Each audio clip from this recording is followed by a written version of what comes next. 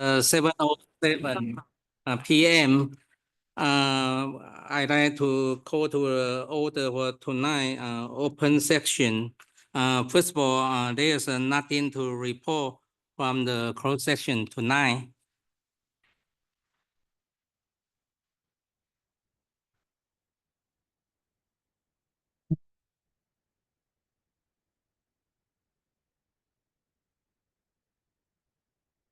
Next, call to the order. I would like to do a roll call. Mr. Song. Aye. Yep. Miss Lam. Here. Mrs. Ryan. Present. Mrs. Gear. Here. Mr. Chen. Here. Student board member, Ms. Ta. 6A, Pledge of Allegiance. I would like to turn it over to Dr. Lina Richter to introduce our student who is leading us in the Pledge of Allegiance. Thank you, President Chang. This evening, we would like to invite to the podium the esteemed Mr. Kerr from the San Marino High School to welcome and introduce an amazing Titan who will lead the board in the salute to the flag this evening. Good evening, everyone. Mr. President, Board of Education, Dr. De La Torre, cabinet members, student board member, it is my pleasure to be here tonight to introduce one of San Marino High School's most awesome students. She is a wonderful, kind, funny, intelligent, and always happy to be at the high school. She is one of our most exciting kids to see every day. You smile every time you see her. She is just very, very exciting to be around. And I am a privilege to be her teacher during summer school. So that's why I'm here tonight, because her regular teacher could not be here to introduce her. And so it is my pleasure to introduce Sofia Sanchez, who is one of our students at our special education transition program at the high school. She's going to lead us on the pledge. Thank you, Mr. Chair. Good afternoon.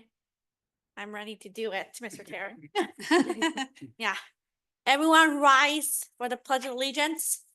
Put your right hand over your heart. Ready, begin. I pledge allegiance to the flag of the United States of America and to the republic for which it stands, one nation, under God, indivisible, with liberty and justice for all. Please sit down. Okay, Sophia, I'm going to ask you a couple of questions so that our Board of Education and everyone present here tonight gets to know you a little better. Can you tell me what grade you're in? 10th grade. And can you tell me a little bit about what's your favorite thing to do at San Marino High School? My favorite thing to do in San Marino High School is first period transition, because I go to Trader Joe's. Okay. Yes. And what would you like to try maybe in the future at San Marino High School? I would like to try maybe and I want to do like a new play and drama. Okay. And can you tell us a little bit about your dance you just went to on last weekend? Oh yeah, I went to the winter formal prom at the Hilton, and I think they had let me think, dumplings, spring rolls, chicken strips, Sounds good. water, lemonade, Coca-Cola, Sprite, Tooties, and brownies for dessert. Awesome. Oh. And did you have a good time? Yes, I had a great time. I was with Asher Stevens. Awesome, yes. And just so you know, Sophia is going to be probably our first student to graduate from San Marino High School under our new alternate path Yes. for the graduation program. Awesome. So it is really exciting to have her here tonight and to tell you how awesome she is. So thank you, Sophia, for being here. Anything else you want to tell everyone? No. Nothing else. I'm just very happy I did the Pledge of Allegiance today. All right. I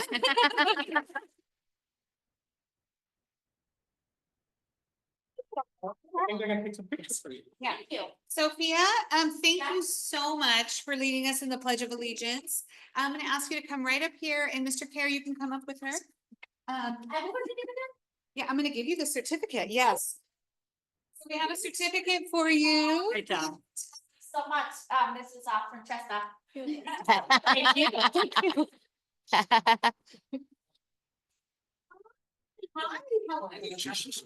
Yeah.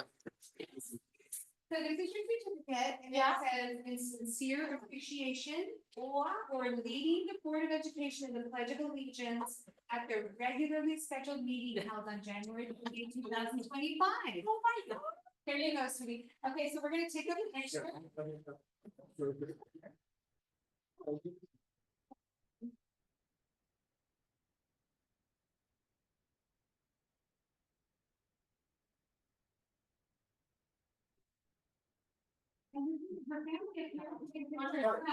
we can move forward.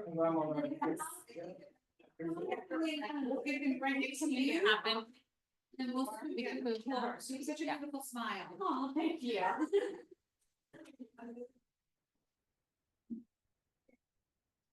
We can have a chair up here as well.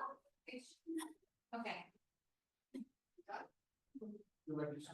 Yes, I really love it over there.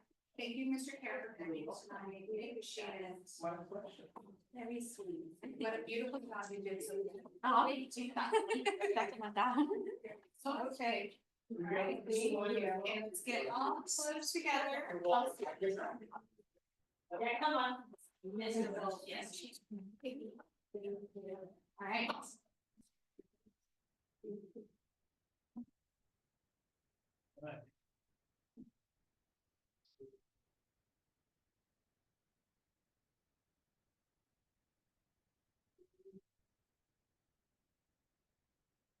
Okay, thank you.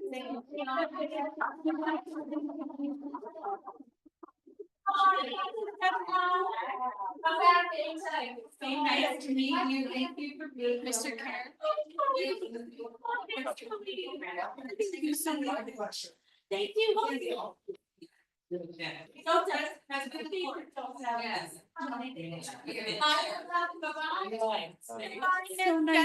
So nice to see you. You did amazing. Bye, Dr. De La Torre. Oh, no, that's Dr. Delatorre. You did amazing. She's my backup though. Bye. Bye. Bye. Oh my gosh. Bye. Agreed. The one that, this one looks different. I don't want that done. Was it recently? The only difference is the spelling of Mr. Yeah. Chang. Yeah, should not be, yes. Okay, before we go to the next agenda, it's my honor to introduce tonight the guest, City Council John Cho, okay, to present our open section, okay. Okay, next is 6B, approval of agenda. Do I have a motion to approve the agenda? So move for the approval of the agenda for Second. tonight. Okay. Roll call, Mr. Song, Here. Ms. Lam, Aye.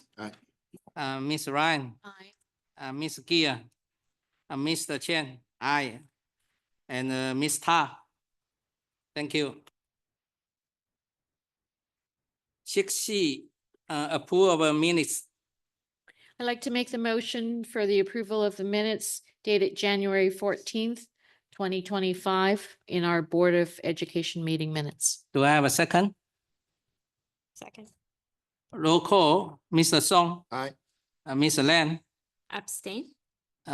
Ms. Ryan, Aye. Ms. Gia, Aye. Mr. Chen, aye, and Mr. Ta.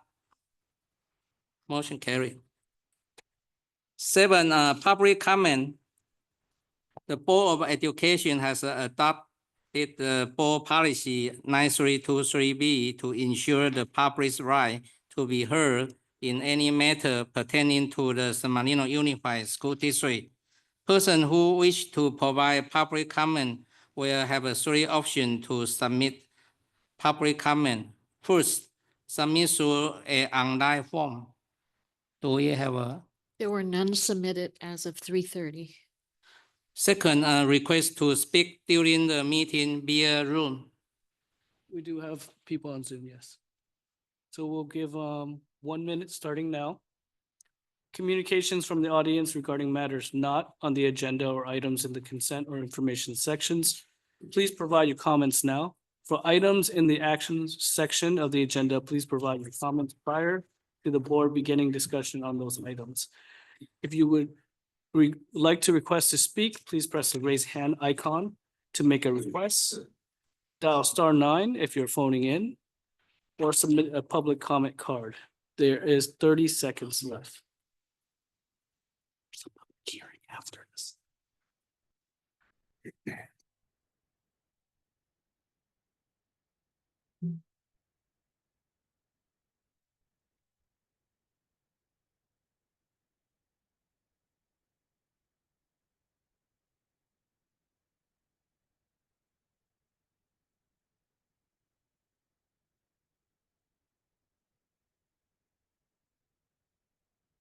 We do not have any participants wishing to speak on Zoom. Thank you.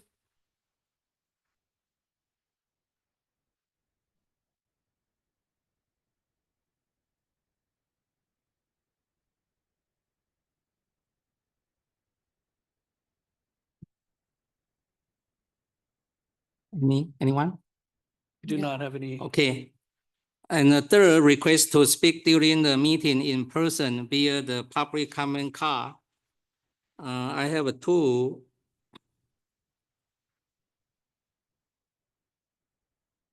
As you know, the public comment, if stick with the agenda, then we will talk when we have we go to the agenda. But right now, let's go to the first one, not on our agenda. Okay, John Cho topic not on the agenda is to talk about the Stallman. Yeah, yes. Good evening, Board President Chang, members of the Board of Education, and members of the San Marino Unified School District. I'd like to first of all thank Mr. Chang, Mr. Song, Dr. Richter, Dr. Choi for attending a meeting on Sunday to hear some ideas from a resident with regards to the use of Stillman as a school facility to help with some of the students and schools that were impacted by the windstorm and firestorm. As the school district knows, that building is in disrepair, and so would probably not be something that could be readily used. But I appreciated the time that the school district took to listen to what the concerns and ideas of these residents are. We have not been specifically approached. I've heard of some one particular school that has expressed an interest, but my understanding is they have not reached out to the city manager. City council has given the city manager the authorization to field any questions or interest as far as that building is concerned. And certainly the school district would have a interest in that as well, since it is related to education. So any further development, we'll certainly share that with the school district, and to see what would be in the best interest of this community as far as the use of Stillman is concerned. Beyond that, I want to wish everybody a happy Lunar New Year, since that is tomorrow. So 新年快乐, Happy New Year. Yeah, it's the same to you. Happy Lunar New Year. John, thank you so much for really, after the election, the promise to continue to collaborate with the school district. And I appreciate you bringing that information to us and then being open to kind of a discussion about it and kind of informing us. So thank you very much for coming. You can enjoy and stay here. Or go home and, yeah.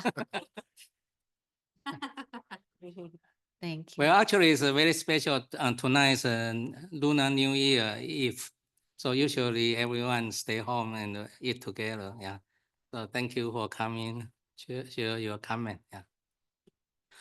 Yeah. Yes, yes. Okay. Next is a public comment. The Board of Education has adopted the Board Policy 9323B to ensure the public right to be heard in any matter. Oh, yeah, right. Public hearing. Yeah, public hearing. Notice of a public hearing regarding qualified special text. I would like to turn it over to Dr. Stephen Choi to conduct the public hearing. Thank you, President Chang, members of the board, student board member Chloe, executive team, and the San Marino Unified School District community. Tonight, we are conducting a public hearing pursuant to Government Code Section 50077 on the issue of calling an election on June 3rd, 2025 to impose a qualified special tax on all parcels of taxable real property in the district's boundaries. This is the procedural item to allow for public input concerning the district's calling to renew Measure R, an education parcel tax that has been in place since 1991 and is due to expire on June 30th, 2025. I will now defer to Mr. Huang and Ms. Jennifer Delatorre, who will take requests from the public to speak. We'll start the 1-minute counter. Communications from the audience regarding qualified special tax, please provide your comments now. If you would like to speak, please press the raise hand icon to make a request. If you're dialing in from home, please dial *9 to make a request or submit a public comment card. There is 40 seconds left.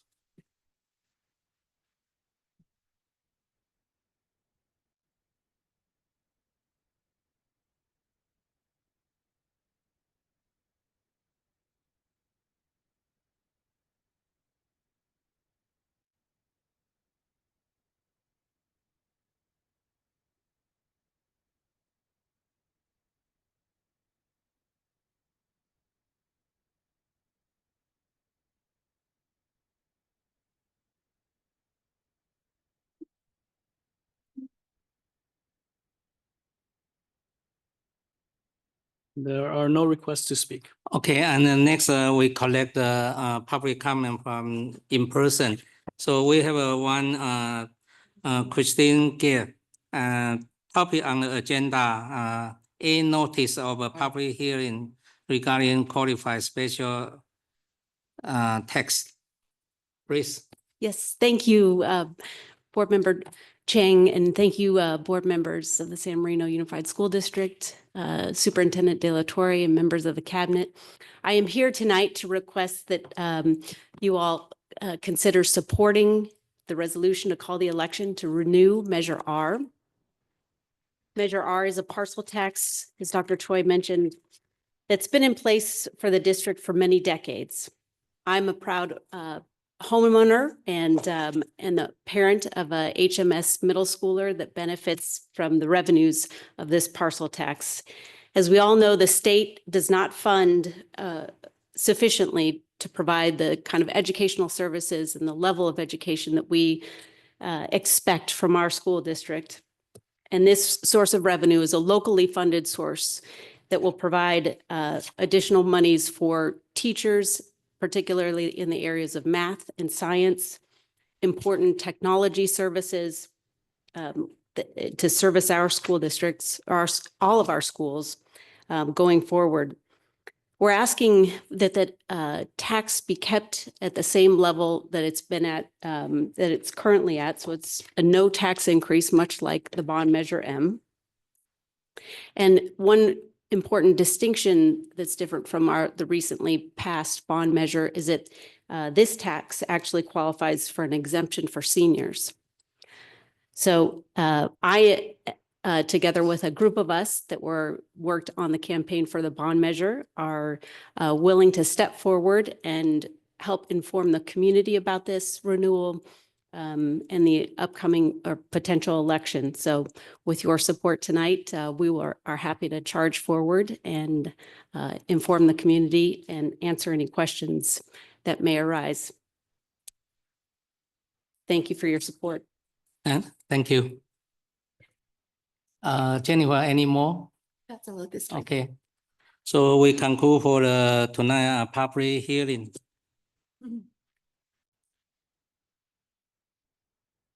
Okay, next 9 consent section. Do I have a motion to approve the consent section from the 9A through 9K? Move to approve. Second? Roll call, Mr. Song, Aye. Ms. Ryan, Aye. Ms. Lam, Aye. Ms. Gill, Aye. Mr. Chen, I, student board member, Ms. Ta. Motion carried. 10, communication section A, communication from the Board of Education. We ask that each board member take no more than 3 minutes to share your communication. Start from the Mr. Song. Thank you, Dr. Linda Territory and the executive team for your support in the maintaining clean air quality at our school. And despite the challenges posed by the fire, I appreciate how she prioritized student health without compromise, managed the situation effectively from the financial standpoint, and actively communicate with the parents throughout the process. I briefly volunteered as a parent, providing the right to the HMS Science Olympiad to the USC and attended the award ceremony. While our HMS team gave their best effort, they really try hard, but I noticed that they still need a significant more support from our community, our parents as well. Because for example, the Miss Nida need to carry the heavy weight by herself, and the Miss Wong need to carry another big letters, and I ends up helping them out. But I think we need a lot more support to them, and we need to financially and as a parents more volunteer powers. But I really appreciate I'm really proud of our team. Thank you so much. Thank you. Next go to the Miss Lam. Thank you. I also want to echo Board Member Joshua's sentiments for the appreciation to our superintendent and the executive team for all of the work done during the fire that we've experienced. My heart goes out to all those affected. On a lighter note and happier note, tonight, like Mr. Chang had mentioned, is Lunar New Year's Eve. It is a huge, huge celebration for our community and for my family in particular. Last Friday, I had the honor of attending the Lunar New Year event hosted at Carver, so that was really well done. Thank you to the PTA, Chinese Club, and Carver for having us. I wish everyone a very prosperous year of the snake, especially our district. And yeah, look forward to many other events. Thank you. Thank you so much. Next, Miss Ryan. I've already taken over. I do want to emphasize a thank you, or to really kind of express our gratitude on behalf of the board to our cabinet team, Dr. Delatorre, through your leadership. Their response and their coordination and working with, the tree trimmers, to our custodial staff meeting on weekends, late nights, everybody kind of pulling in and working together, despite even personal hardships, because, we all had family members and friends that may have been affected. And so we were dealing with our own struggles, as well as being displaced beyond losing the home. So thank you so much. And in record time, you guys were able to gather the social emotional wellness resources for our students. And I seem to see that the return to school was very successful, very smooth. Thank you, Mr. Chang, Mrs. Gill, for serving breakfast on the return. I was kind of looking, gee, I could use that burrito at work, and I saw pictures, and I want to thank you, say thank you to our principals who are here tonight, Dr. Wolf, Caldwell, and then of course, Ms. Hazlett. Just thank you for all the work that you do and your leadership on site, getting the campuses clean. So really appreciate it. So on behalf of the board, thank you, everyone. Thank you. Next, Miss Kia. So I loved going at the end here because everyone has already articulated everything so well that I want to say. Mr. Chang and I spent a good amount of time over the last 2 weeks, actually since the first week of January, reviewing the Citizens Oversight Committee applications, which we received 35. So we've spent some time on that, which you'll hear about soon, later in the agenda. And I attended the Valentine PTA meeting. let them know what we're working on here, and that everyone was quite happy to hear that there will be a Measure M item on the board agenda going forward, so they could just find that information quickly and easily. Going to the HMS parent party this Saturday. Looking forward to playing some pickleball to benefit our children, and Happy New Year to everyone. Thank you. Thank you. As my board member already addressed about how much we appreciate, after the big storm and the Hurricane fire, I think all the school district from the administration to teachers and the staff, and we have the community on behalf of the Board of Education. I just like to one more time to thank to everyone. And the next, for the last 2 weeks, I did attend the San Marino School Foundation trustee meeting. I also attend the San Marino High School PTA meeting. As the Ms. Gear mentioned, we spend a lot of time to figure out how to select the bond oversight committee member. So later we will give you the report. Thank you. And the next B, communication from the student board member, Ms. Ta. Thank you. So on the 18th, the high school science Olympiad was their USC Invitational, and they placed 21st out of 81, which is so good. And they had 7 medalists. And last Friday was Carver and Valentine's Lunar New Year celebration. And last Friday was also HMS's 6th grade dance. And last Saturday was the high school's winter formal. Our theme was Clue. It was at the Hilton. It was very, very nice. And this Monday was the 100th day of school, and so both elementary schools celebrated. And throughout this week, Valentine is having the Lunar New Year celebrations. And today was Carver's 5th grade panoramic picture day. And on Wednesday is the high school's hoop coming game against Monrovia.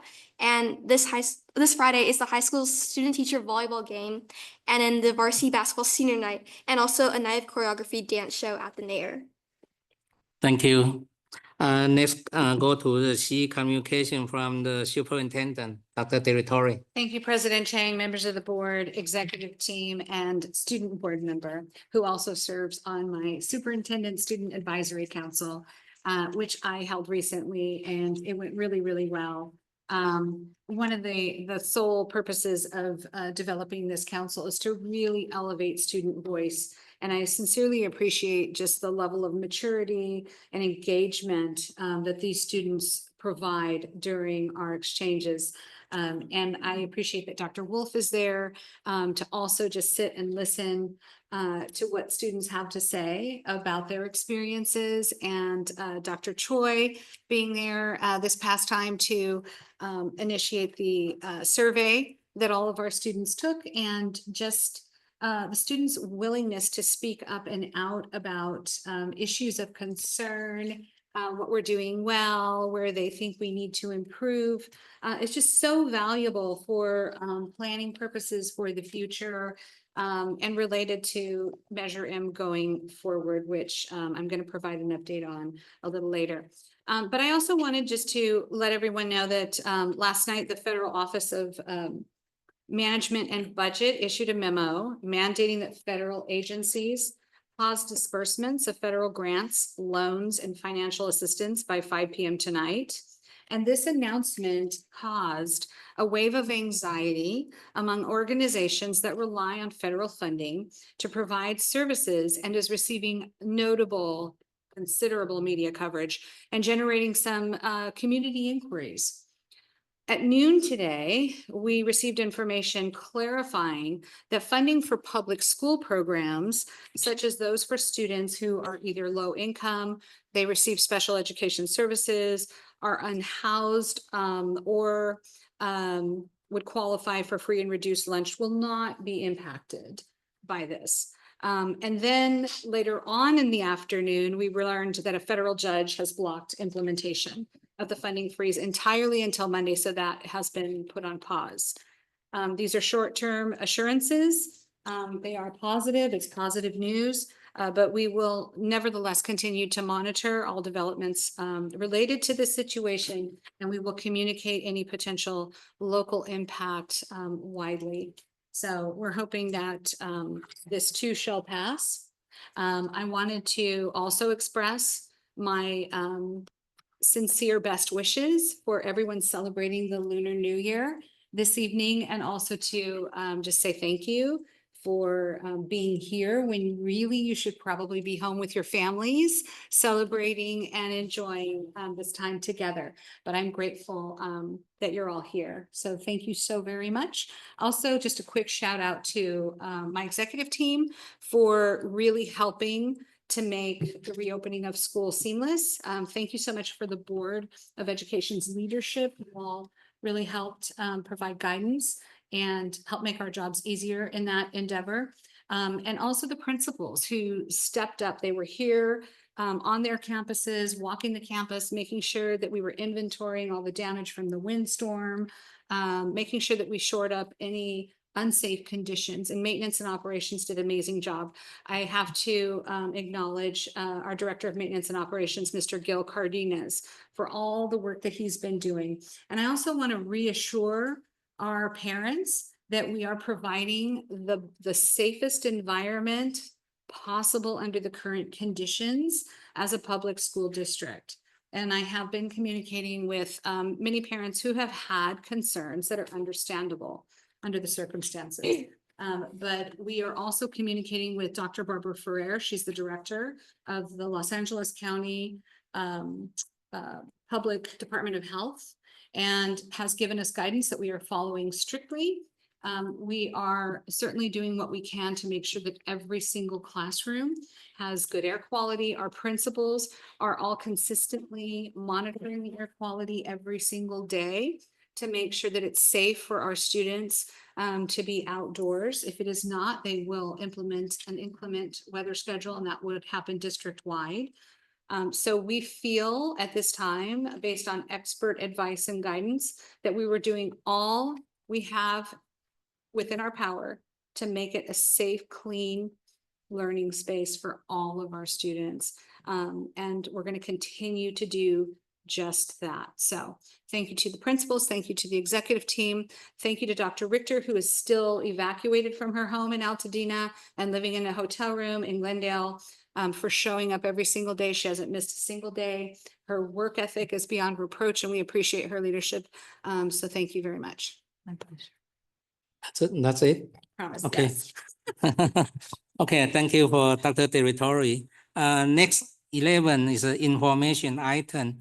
11A, Governor Budget Overview. Dr. Stephen Choi. Thank you, President Chang, members of the board, student board member Chloe, and executive team. It is my pleasure to provide an update on the governor's 2025-26 budget this evening. The governor's budget this year is special to me because not only is it my first time presenting it as the CBO, it's also special because Dr. Delatorre and I had the unique opportunity to be in Sacramento on the day of its release and meet with the experts who developed the budget with the governor. Tonight, I will highlight key themes from the governor's proposal, summarize the economic outlook, and highlight the education budget before concluding with our next steps. Governor Gavin Newsom's 25-26 budget proposal was unveiled during a very challenging period marked by severe natural disasters. The governor's budget prioritizes protecting California's residents and economy while emphasizing fiscal resilience while balancing essential services. In education, Prop 98 will be put to the test. Prop 98 continues to guarantee a minimum funding level for education, but concerns arise as the 24-25 minimum guarantee appears to be underfunded by $1.6 billion. Despite this, the budget proposes stable investments in core instruction and learning. One of the key things to understand about the education budget in California is how closely connected it is to the economy. So it's important to understand a few economic factors and how things look at the federal and state levels. Let's start by taking a quick look at the U.S. economy as a whole. In terms of the gross domestic product, the U.S. has demonstrated for the past few years that it is continuing to grow. Some of our state financial experts have stated that changes to tariff and immigration policies may reduce growth. Another economic indicator is unemployment. In the top right chart, you can see the unemployment and labor force participation rates are stable at 4.1% and 62.5%. The consumer price index, which highlights the rate of inflation, is another indicator to consider. The chart at the bottom left shows the inflation peaked at 22 and 23. However, the Fed set an inflation target rate of 2%. And while inflation has improved, the CPI is stubborn at 2.9%. Finally, we can't ignore Wall Street. At the bottom right, all three indexes hit new heights in December of 2024, but there has been some volatility since. Wall Street is significant to California's economy because a major portion of the state's income tax revenue comes from the stock market, especially from high-income earners whose wealth is tied to stock performance. Experts point out that with a new administration in place, there are mixed sentiments about the stock market's future. And as we look closer at California's economy, we must consider the big three taxes, which include sales and use tax, corporation tax, and personal income tax. On this slide, we can compare the governor's perspective on the economy in relation to the legislative analysts' offices. The governor's budget in green here forecasts higher revenues compared to the LAO. The governor's budget has traditionally been more optimistic than the LAO's, and it's no different for 25-26. So the good news is, based on the projected higher revenues of the big three taxes, the governor's budget does indeed recognize a budget surplus of $16.5 billion for 25-26 compared to what was projected in the 24-25 enacted budget. With the economic indicators demonstrating continued growth and the state budget projecting a surplus, what does this mean for education? Remember, two major challenges that most California schools continue to face, which is one, declining enrollment, and two, the depletion and expiration of one-time funds. These two factors alone are the reasons why many school districts are deficit spending, which simply means they are spending more than what they bring in. Let's take a closer look at what's in the education budget. We cannot talk about the education budget without talking about Proposition 98. Prop 98 establishes that minimum funding guarantee for K through 14 schools, ensuring that a certain percentage of the state's general fund revenue is allocated to education. Education funding continues to encumber a significant share of the California's annual budget. As you can see here, education spending has averaged 55% of the state's general fund revenues since 2015. And in 25-26, it's no different. One of the more controversial aspects of the education budget at this time is that the governor is proposing to fund education at $117.6 billion instead of $119.2 billion, which should be the minimum guaranteed based on the projected revenues. The governor explained that the lower figure reflects a recognition of economic uncertainties, potential fluctuations in tax revenues, particularly from capital gains, which can be volatile. By proposing a more cautious budget, the governor aims to ensure that the state can meet its financial obligations without overcommitting resources, thereby reducing the risk of future budget shortfalls. However, critics are calling this underappropriation of Prop 98 as the governor's maneuver 2, which may be unconstitutional. The local control funding formula, or LCFF, is used to determine the distribution of education funds to schools. Here we have the 25-26 LCFF funding factors. The key takeaways here are that the 2.43% COLA will be funded, and there is an increase in the TK add-on to help fund the full implementation of universal TK, requiring the student to adult ratio to go from 12-1 to 10-1.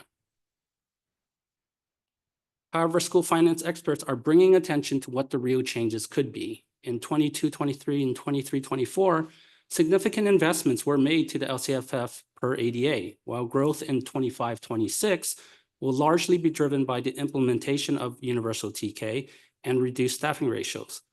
The concern highlighted here is that the statutory COLA and the funding increases do not translate for dollar-to-dollar gains due to declining enrollment and the expiration of one-time funds. highlighting the need for careful resource management. Budget experts are also advising schools to look very closely at federal versus state one-time funds. School districts received a historic amount of one-time funds beginning in 2020, and many have consistently spent federal funds such as ESSER 3 in similar ways year after year. However, these funds expired on September 30th of 24. In contrast, state revenues were recognized as they were apportioned, with the largest influx in 2022 due to the Learning Recovery Emergency Block Grant and the Arts, Music, and Instructional Materials Discretionary Block Grant. Some of the next steps that school districts will be working on, including us here in San Marino, is that we'll be monitoring and examining the changing requirements for the Learning Recovery Emergency Block Grant, monitoring the student to adult ratios for TK, and following whatever requirements and funds that may be available for several new or revised proposed programs as part of the governor's budget. And this includes the discretionary block grant, a literacy screening program, literacy and math coaches program, and a literacy network. The budget also fully funds the Universal Meals Program and proposes one-time funding for specialized kitchen equipment and training. The budget also included some additional funding for the Expanded Learning Opportunities Program, ELOP, but those changes may not significantly benefit us due to the fact that we are well below the 55% unduplicated pupil count threshold.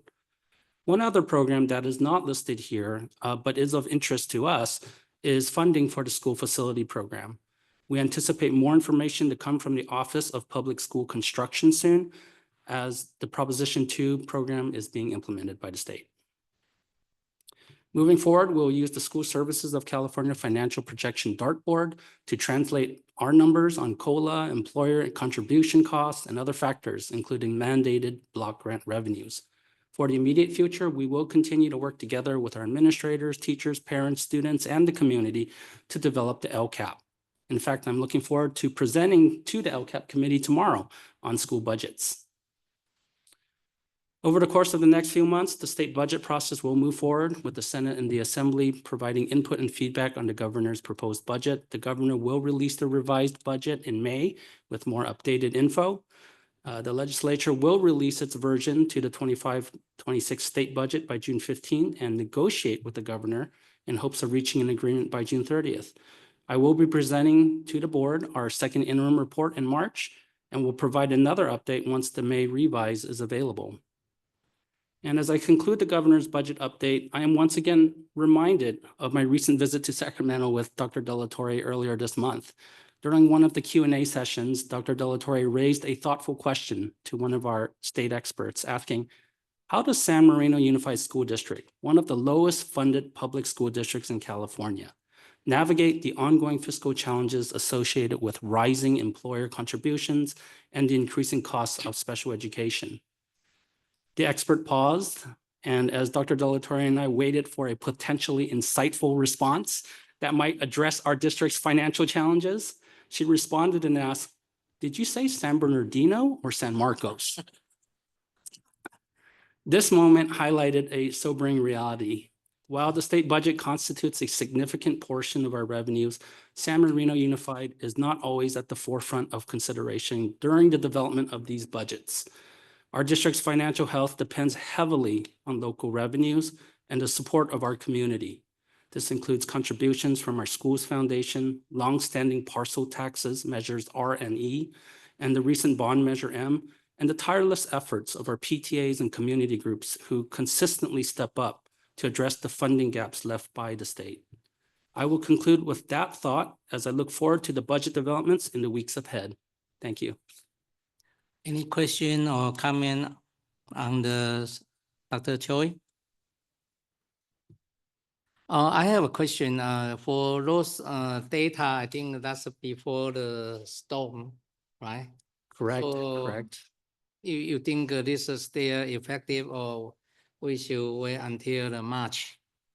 There's going to be a lot of work done in response to the governor's proposed budget, and you're right. It was developed mostly right before the wildfires and the emergencies. So we're looking forward to what will happen in the May revise. And they're also gonna postpone, the tax deadline. Yeah. The filing Yeah. deadline, which, causes some uncertainty. Which is, always a question of whether or not the revenues are going to actually, bear out. But, Dr. Choi, I think you did a great job. Thank you. I have a quick question. Sure. Yeah, go ahead. Okay, so two of the considerations were the one-time money going away, basically, and declining enrollment, and we have neither of those issues. So what do you see like for us in this kind of crystal ball they're sort of giving you? Yeah, the issue of one-time funds, I think our district and the school board, in fact, has done a very good job managing and allocating and utilizing those funds in a very responsible fiscal way. The issue of declining enrollment continues to be something that we have to work on. I wish we had a crystal ball that could tell us, that it's not a problem. And in recent years, we've been very fortunate. However, that is still a statewide problem. So balancing between the two, we are in a very good position compared to many districts. But yet at the same time, one of the goals of budgeting is to develop a stable fiscal budget. And that's something that we will consider and have to take into consideration with our projections. And so one of the things that is a nuance here is that the governor's executive order has eliminated the residency requirements temporarily.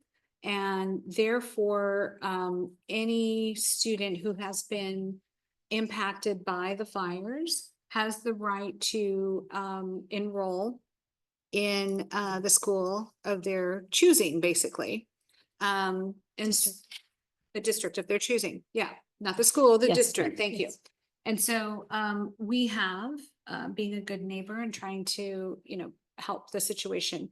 We have been accepting students who either live in San Marino and their Pasadena private school has burned down to the ground or is not habitable.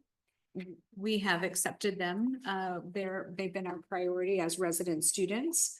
Then we have students who have attended those private schools and live in the neighboring communities and have been impacted by the fires. So I will tell you that our enrollment was already going up, and now it's going up even further. The executive order is through the end of this school year. So we're anticipating that there will be some kind of a trailer addendum to this at some point. But it is right now only supposed to last through the end of this year. And then those students would be returned to their district of residency or their private schools, wherever they land. But we are taking those kids. I will say that today I was informed that Carver has 802 students right now, which is the largest enrollment I think that school has ever had in its history. So we're going to be looking at capacity and space availability within our grade levels. And, Dr. Richter, I know, has even been looking into the feasibility of a portable to house some of those students. So we're taking a lot of those kids and we'll provide them with as much support, care, and concern as we possibly can to get them through this. But we're not like all the other districts right now in California. I shouldn't say all the other districts, but a good majority of them are in declining enrollment, including Pasadena before this happened. They were already in declining enrollment and closing schools.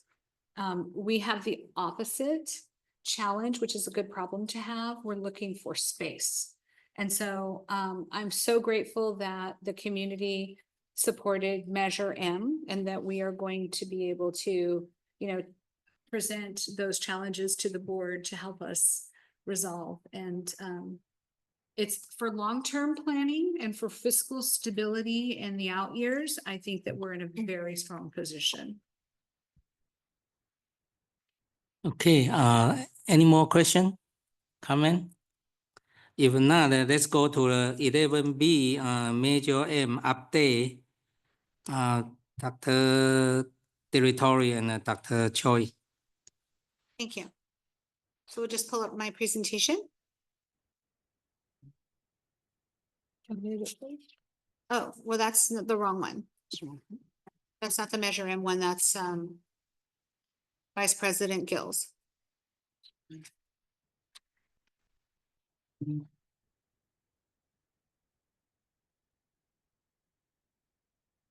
Well, while they're pulling it up, I can say that the Board of Education has requested that we provide a standing item on our agenda on Measure M so that we can be as transparent with the community as possible in providing necessary updates. So we provided a Measure M facilities bond update during the last meeting, and we're going to add to what the board is already aware of and just give you the latest and greatest. So if we can go to the next slide. So as you know, just by way of history, on November 5th, we passed a $200 million facilities bond measure with a 71% approval rating, which is very favorable. And our commitment at that point was to secure the most qualified bond program partners in the industry. We want to provide a high level of bond oversight and communication with the Board of Education and community. And we are going to be hiring a highly qualified and top-rated bond program financing team. All of these things are instrumental in making sure that this process is seamless. Go to the next slide. So I've already talked to the Board of Education and I've already presented publicly on our next steps. So go to the next slide. And I want to focus tonight on the bond program management process. So on December 18th, 2024, we posted a request for qualifications or an RFQ for a bond program management firm related to our Measure M. The district responded to questions related to the RFQ on January 14th, 2025, and subsequently we received 6 responses on January 17th, 2025, which was the deadline. These submissions are currently under review, and we anticipate interviewing prospective firms to select the district's bond program manager. And we expect and anticipate that that will be at the very beginning of March. We're working out those dates now and putting together the panel that will be interviewing. Our most current estimated timeline is to thoroughly review the responses and conduct interviews, as I mentioned, no later than mid-March. I'm hoping it will be earlier than that. And our district aims to leverage the expertise of our bond consultants and gain knowledge from attending the upcoming CASH conference. And for those of you who aren't familiar, CASH stands for the California Adequate School Housing Authority. And they are the statewide organization that really provides information, professional development, and support to anything related to school facilities in the state of California.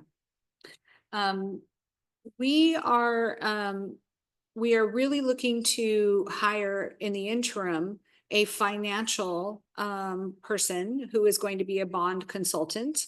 And that is going to be something that I place in the weekly board memo with information and a resume on my recommendation for doing that as soon as possible, so that that individual can serve on the panel for interviews for the bond program management team.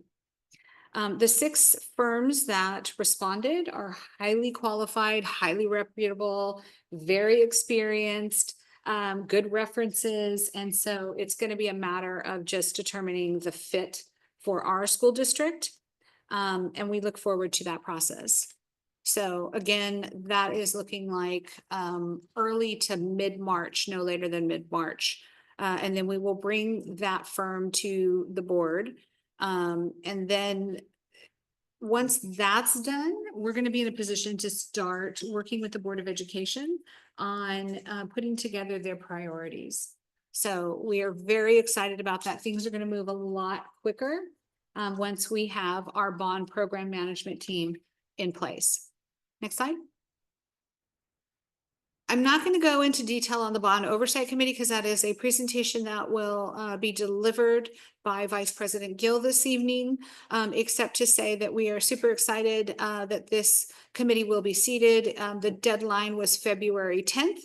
We are well in advance of that deadline, and I want to congratulate the subcommittee of the board. I know they worked very hard on going through 35 applications.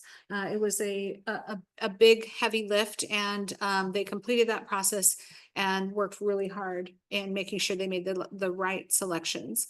And we've already gone over the responsibilities of the Bond Oversight Committee, so I'll pass that up. Let's go to the next one.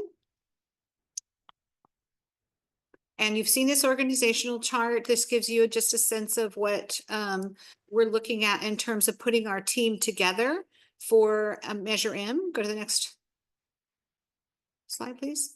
And then this is the bond program financing team, which will be really instrumental. And we're looking forward to assembling that team as well. So that's the budget and disclosure council, financial advisor, underwriter, paying agent through the county rating agency, and credit enhancer, which I don't think we're going to need because we really have a good credit rating already.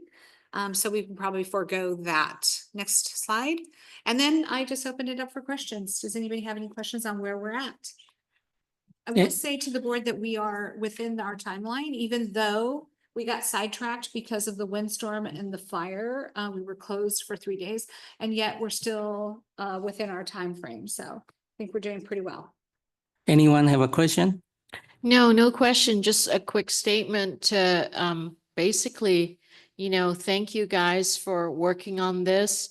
It was over the holidays and then, following the fire and everybody else working so hard. So thank you, Linda, for your leadership.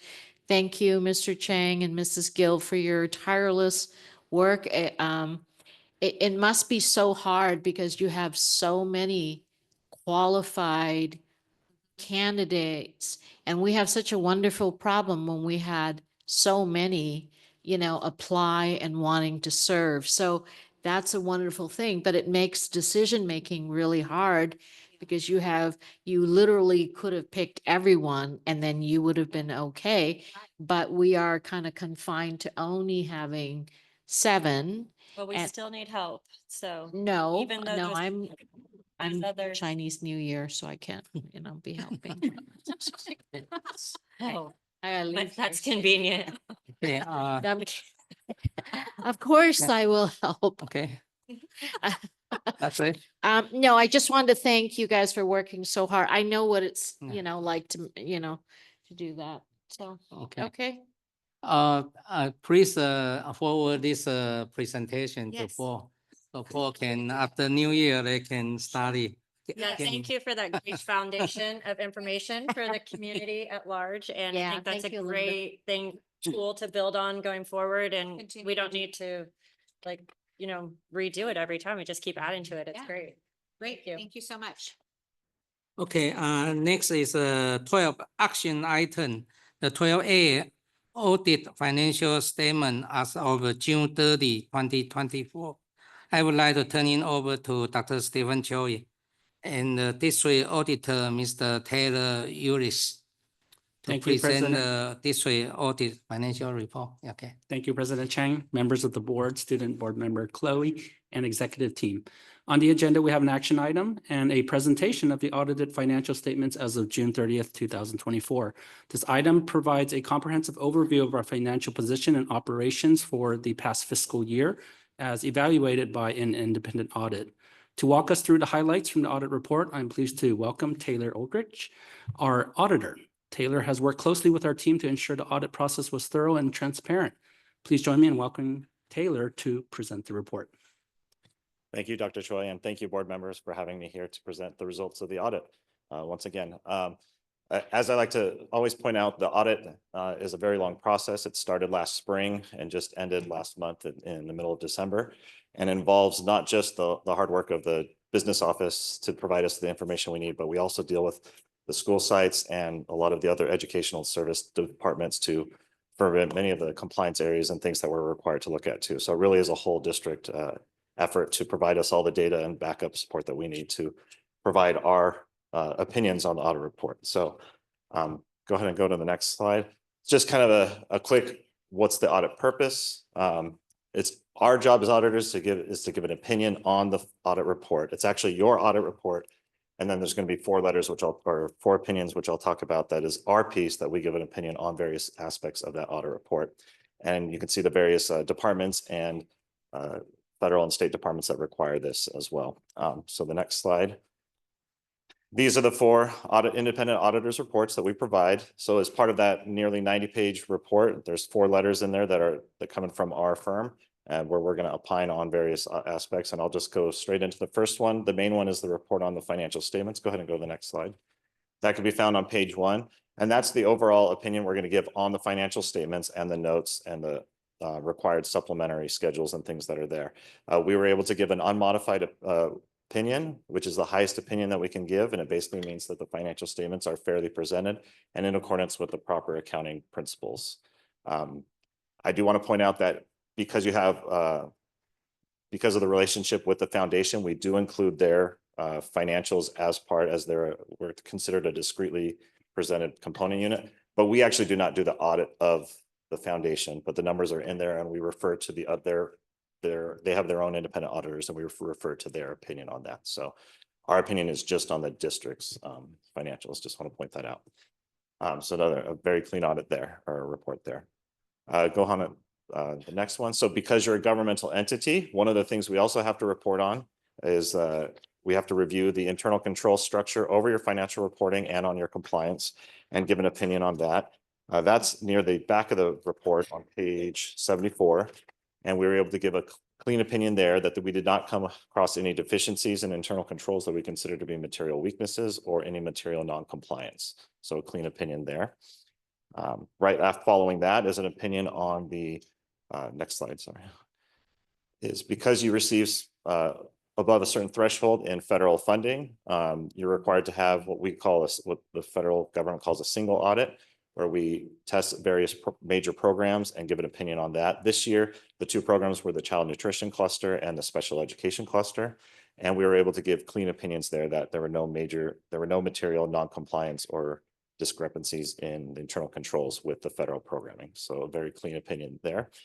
And like I always say, lastly, the state wants to get involved too and asks us to do some work as well. That opinion starts on page 78.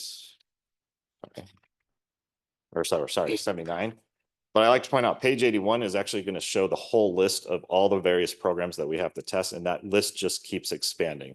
And so it's just more work and more things that we're required to look at on behalf of the state.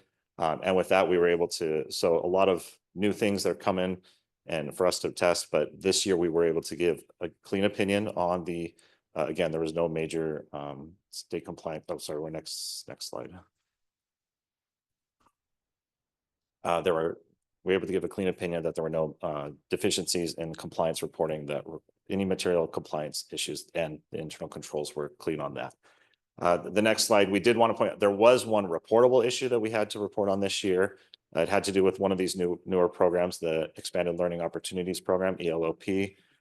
The requirement was that you offer it for 30 non-school days. And during our testing, we discovered it was operated for 26 non-school days.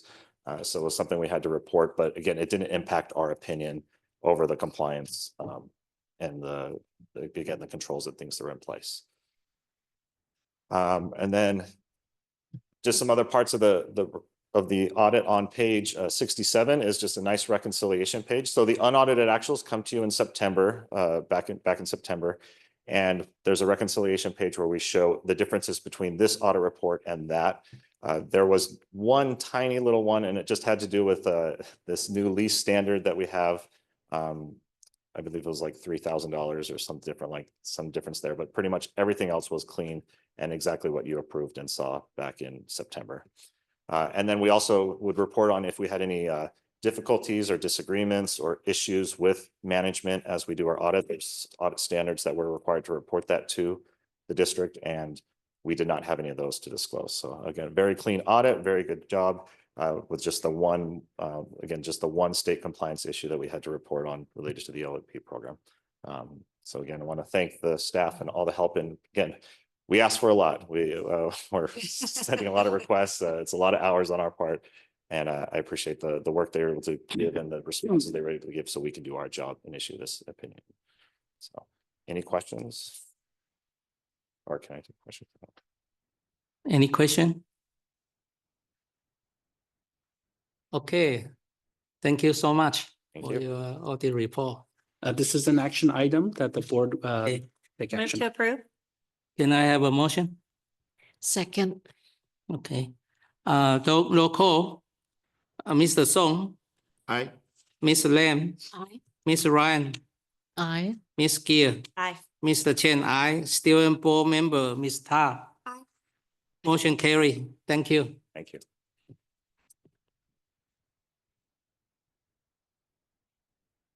Okay, next item is 12B.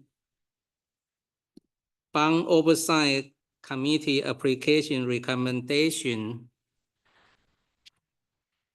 Member of the San Marino Unified School District Board of Education. As you know, the last school board meeting at January 14, I already update for each of you what we are doing right now for oversight subcommittee. And tonight is the time to represent for our finalists, under 7 category.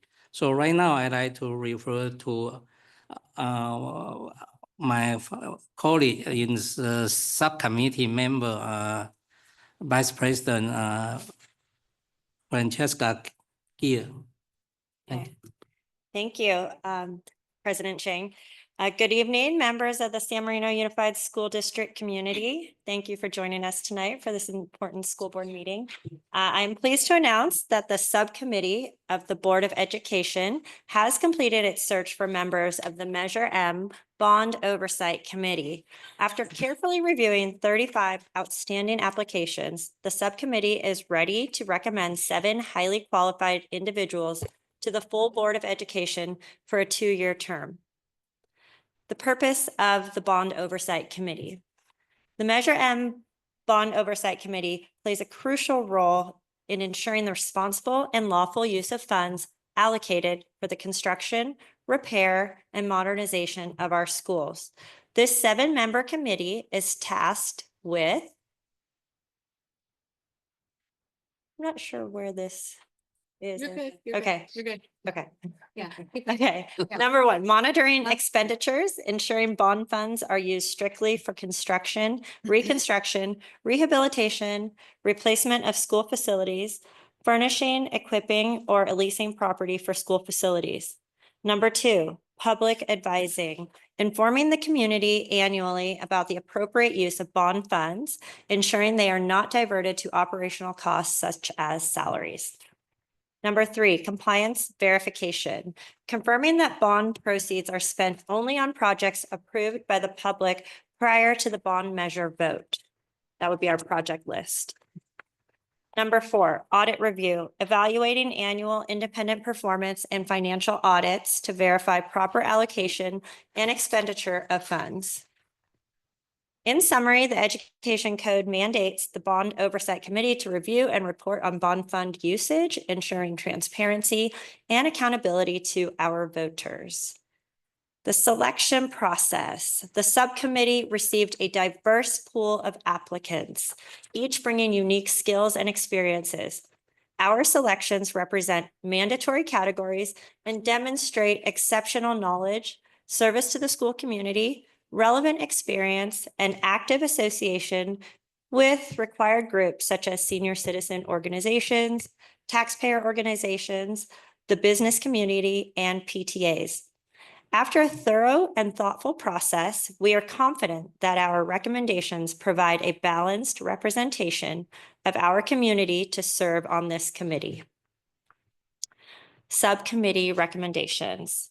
So allow me now to introduce the 7 recommended members. In the category of parent, Kevin Chang. Kevin has a background in a JD in tax law, a bachelor's in business administration, and he is a licensed real estate broker. His experience includes Director of Construction for the City of Hope, overseeing a 1.5 billion capital program. He's a former member of the SMUSD Facilities Advisory Committee for Measure M, a Planning Commission member, and a chair of the Design Review Committee for the City of San Marino. His contributions are extensive in his expertise in design and construction, instrumental in developing our facilities master plan. Next, please. Oh, sorry. They're both parents. Number 2, parent and active PTA member, Mrs. Lisa Wang. Her background is as follows. She has a Bachelor of Accountancy from the University of San Diego, a master's in taxation from USC, and is a licensed CPA. Her experience includes she is a treasurer and auditor roles for Carver, HMS, and SMHS, PTA and PTSAs. She is the current president of the SMHS PTSA. She's active in National Charity League and School Site Council. Additionally, her community involvement is she is an active volunteer for over 15 years, raising 4 children in SMUSD with deep family ties to our schools. Next, number 3, the Senior Citizen Organization Committee member is Richard Burnett. His background, he has over 40 years of legal practice in finance, banking, and real estate. His experience includes being the chair of the Building and Grounds Committee at San Marino Community Church, overseeing significant construction projects. Community involvement, he's a former board member of the San Marino Schools Foundation, active in Little League, Boy Scouts, and the San Marino City Club for over 25 years. Number 4, a business organization that serves our community is Mr. Paul Callahan. His background, Bachelor in Histories from UCLA, MBA with marketing minor from Claremont Graduate University. Experience, owner and president of Casa Bonita Development, Inc., with 35 years in construction, familiar with budgets, contracts, and school construction finance. Community involvement. He has twice served on the Facility Advisory Committee, and he is a respected, longtime volunteer. An old guard member. Number 5, the taxpayer organization member, Mrs. Stephanie Duncan. Her background, owner and operator of a spinal surgery practice, experienced in financial management and property management. She has experience and she's a former member of the SMUSD Oversight Committee, extensive experience in designing and building office suites. Her community involvement is quite significant. She is the PTA. She was a PTA president at HMS and SMHS, served on several parcel tax renewal committees, active for over 40 years, and is the current president of PT affiliates. Number 6, member at large is Mrs. Jeannie Caldwell. Her background is managed a large portfolio of commercial construction loans and financial performance management. Experience, led the Facility Advisory Committee, a 2-term Board of Education member from 2001 to 2009, and a board trustee on the Schools Foundation. Her community involvement includes having been an active PTA volunteer, member of PT affiliates, extensive history with SMUSD construction projects. 7th and last member at large, Eric Luke. His background is he is a licensed architect with over 33 years of experience, specializing in construction management and building finance. Experience, he oversees a global property management portfolio and independently developed projects. His community involvement is he is an active room parent, a Carver Carnival representative, volunteer for HMS cheer and SMHS dance department, and a longtime SMUSD supporter. And I'd also just like to mention that all 7 of these committee members are San Marino residents. So in conclusion, each of these candidates has been meticulously selected to ensure that the Measure M Bond Oversight Committee is composed of dedicated, knowledgeable, and community-oriented individuals. They bring diverse expertise in accounting, finance, construction, law, education, and community engagement, all essential for effective oversight and transparent reporting. We are confident that this impressive slate of appointees will uphold the highest standards of fiscal responsibility and community trust, ensuring that our bond funds are managed effectively for the benefit of our students and future generations. Thank you for attention. Mr. Chang, I defer to you to request a motion. Okay, before we make a motion, I would like each board member, if you have a question or you have a comment, please share. I just really appreciate the thoroughness of how gotta get some more water. Of your dedication to the selection. I just found a really nice diverse group in terms of how to manage the different facets of the oversight committee. And so very well done. So thank you for the presentation and for your hard work. I just wanted to say that I didn't have a question. Thank you. It was challenging. We have a lot of very accomplished applicants, Yeah. and we just did our best. So thank you for saying that. How about Joanna or? Well, like Joshua? Ms. Ryan said, I am very appreciative of the time that President Chang and Vice President Gill has put into reviewing 35, I'm sure very, very well qualified and long applications, because everyone's resumes were just impressive. So it must have been a very hard decision, but it looks like a very informed decision. And if Joshua doesn't have anything to say, I would make a motion to approve. Yeah, I second it. Yeah.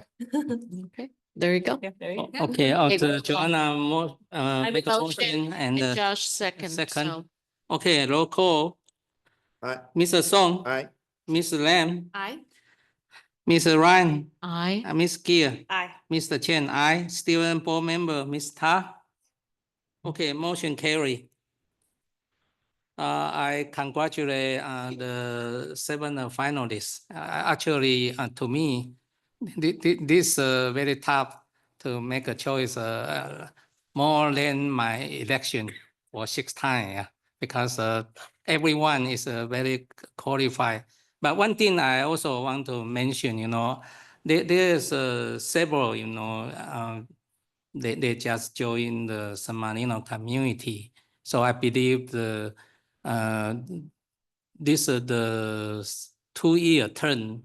So I think for the first 7, I think they will carry from the last two decades, the history and then the experience and what encountered before, and then join to, there's 7, there's 3 is a school parent.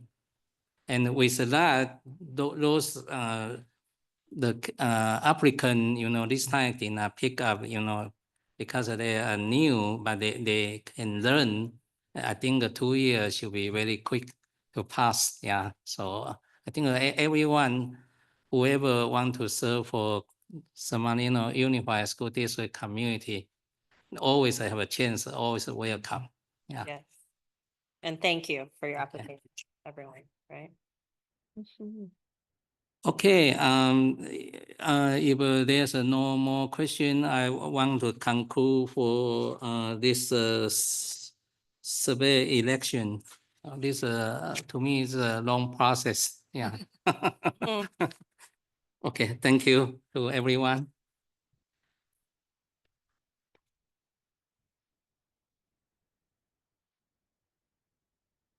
Okay, let's go to the 12C, second reading for policy 6158 independent study. Dr. Lina Richter. Thank you, President Chang, members of the board, Student Board Member Ta, and Superintendent Dr. Delatorre, and Executive Cabinet. Item 12C, Board Policy 6158, Independent Study, is being presented as an action item tonight. Board Policy 6158 was presented to the board as a first read at the January 14th regularly scheduled public board meeting. Since the first read, there have been no requests or any updates or changes made. This evening, staff is bringing this item to the board as a second read with a recommendation that the board take action to approve Board Policy 6158 Independent Study as presented. So moved. Second. Thank you. Roll call, Mr. Song, Aye. Ms. Lam, Aye. Ms. Ryan, Aye. Ms. Gia, Aye. Mr. Chen, aye. Student Board Member, Ms. Ta. Aye. Motion carry. Next, go to the 12D. Resolution number 11, 2024 to 25, resolution of the Board of Education of the San Marino Unified School District calling for an election for voter approval to renew a education parcel tax on the June 3rd, 2025. Establishes specification of the election order. Okay, Dr. Stephen Choi. Okay, thank you, President Chang. Members of the board, student member Chloe, and executive team. Item 12D is an action item for the Board of Education to approve Resolution 11, calling for an all-mail ballot election renewing our Measure R parcel tax on June 3rd, 2025. As you may recall, at the December 10th, 2024 board meeting, I, along with Joy Coomer from Team Civics, presented and shared that Measure R, one of the district's longstanding parcel taxes established in 91 and renewed in 95, 99, 2003, 2007, 2013, and most recently in 2019 is expiring this June. Joining me tonight is Rochelle Lewis from Team Civics, who will also be available to answer any questions we may have about the parcel tax renewal process. Resolution 11 calls for a renewal of the parcel tax to continue for another 6 years at its current annual rate of $415 per parcel, with an annual cost of living adjustment that starts in 2026. The resolution includes the same available exemptions for seniors over the age of 65, for those receiving supplemental security income for a disability, and for those on Social Security disability insurance. The resolution also continues to treat contiguous parcels as one. Along with the resolution, there's a summary of the measure ballot label noted as Exhibit A. The Measure R parcel tax is important as it generates approximately $1.6 million in revenue to pay for 11.4 instructional support positions across the district. The resolution includes Exhibit B, which specifically authorizes money raised under the measure to support the maintenance of existing educational programs, retain and attract the best qualified teachers and counselors, maintain reduced class size, support academic programs in science and math, maintain district-wide library services, prevent the elimination of teachers specializing in math and science, and maintain adequate technology systems for all students by retaining technology service technicians. It is important to point out that on the terms of this draft resolution, it used the word librarians on page B1, but it should say library services, since the district does not technically employ positions with the title librarians at this time. So if approved, the resolution will be updated and reflect library services. Moving down to page B4, one last important change I want to bring to the board's attention is that while general obligation bonds, like the one for Measure M, do require an oversight committee, parcel taxes do not. And under accountability measures, we will remove the independent oversight committee verbiage to match what has been done in prior years for consistency in program administration. The district will continue to keep parcel tax proceeds in a separate fund and will continue to prepare and file with the board an annual accountability report no later than December 31st of each year. Finally, Exhibit C is the formal notice to the LA County Registrar's Office to call the election on June 3rd. It contains a notice that must be submitted by the county superintendent on March 5th. This is an action item, and it is recommended that the Board of Education adopt Resolution 11 with the changes I highlighted. We will also answer any questions the board may have at this time. Move to approve with your changes? Oh, no, before the move to approve, yeah. I thought we did. Anyone have more question? Okay, so the Ms. Gill make a motion. Any second? Second? Okay, roll call. Mr. Song, Aye. Ms. Lam, Aye. Ms. Ryan, Aye. Ms. Gill, Aye. Mr. Chen, I, Student Board Member, Ms. Ta. Motion carry. Thank you. Okay, the last one, action item, E, compensation for board member in accordance with the provision of section 35120A5 of the California Education Code, board member for a district of less than 10,000 ADA and more than 1,000 ADA are entitled to receive a maximum of $240 compensation per month. The board will be asked to determine the amount of the compensation member will receive for their service. Okay, It's an action item, right? yeah, it's action item. Is that Dr. Director, you want to also help to explain the what is the compensation in a public school district? Yes. Oh. So pursuant to California Education Code,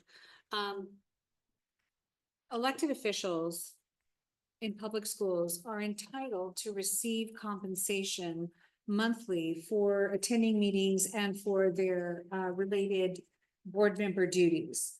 And so for a district our size, each board member is entitled to receive $240 per month for their services as an elected official. In the past, the boards have donated that back to the district by not accepting compensation, which has obviously helped to increase our budget. And so that will be up to the board whether or not you want to receive $240 per month for your services as an elected official, or if you want to waive that, and essentially it means that that money would be kept by the school district and can be used for other purposes. Okay, I would like to open to each board member. What is your comment? Yes, Ms. Kia. I'm in favor of waiving compensation and allowing the school district to keep it in the general fund. And then I would love to have an accounting of it at the end of the year. Okay, Ms. Ryan. Well, considering the amount of hours that you put in and just looking at this last 2 weeks while you guys poured on all the hours, you guys basically get about $4 an hour when you multiply it out. So yeah, I think giving up $4, can be good. That actually. Yeah, yes, I understand that. But I very much agree with Mrs. Gill to be transparent and to be really mindful of the contributions, not only in terms of time, but monetary and so forth. I mean, not to, to mention all the elections that he's had to run to be elected. I mean, I think about that. So yes, I would agree. So have you made a motion or are we just discussing? Let's also share with each of board member. She doesn't care. So. About Stated. Ms. Lam. What does the city council do? Ms. Lam, your comment. Did you want to answer? You get $0. Okay. No, they get compensated as well. They didn't tell you? Just you, yeah, just you are not getting compensated. I'm just saying. He's a volunteer. Yeah. Public servant.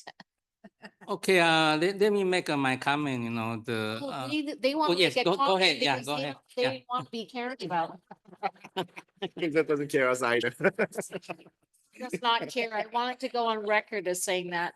Yeah, Well, I am in favor of also waiving. I think that this post we sign up for, it's for the kids, it's for the community, and an opportunity for us to do service for the district, for the community, for what it provides to us as citizens of San Marino.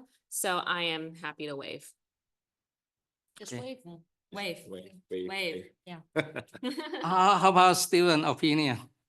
Oh, No, Josh, you- me? Josh, it's true. Yeah, Josh. Yeah.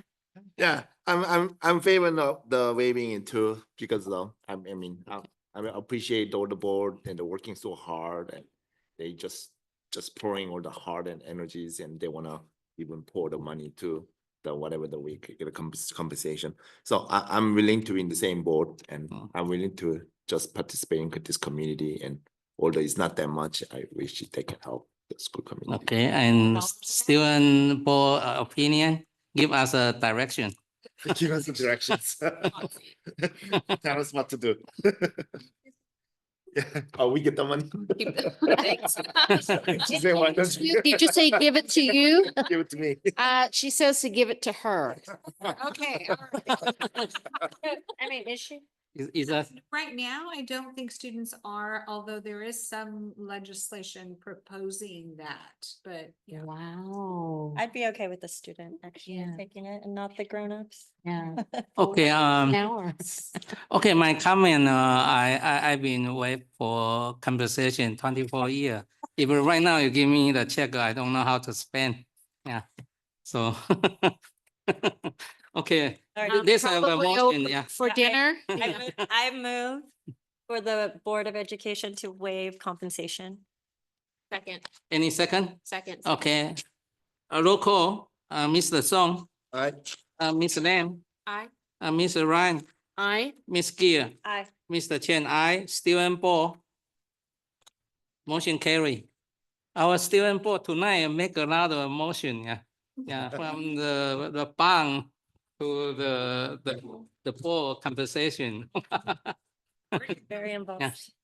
Okay, and the next is the last one is a board superintendent discussion item. Yeah, okay. Happy Lunar New Year. Yeah. Yes. Well, I like to contribute one item. So is that we need to monitor for the flu or virus issue, yeah. Due to the winter, yeah. Well, I think our health services department is doing a very good job of staying on top of communications coming from the Department of Public Health, and we're always, looking out for the safety of our students. So definitely we're monitoring. Okay, if there's no more interest item, then I think a meeting adjourned. 8:40. Thank you. thank you. Thank you. It's before.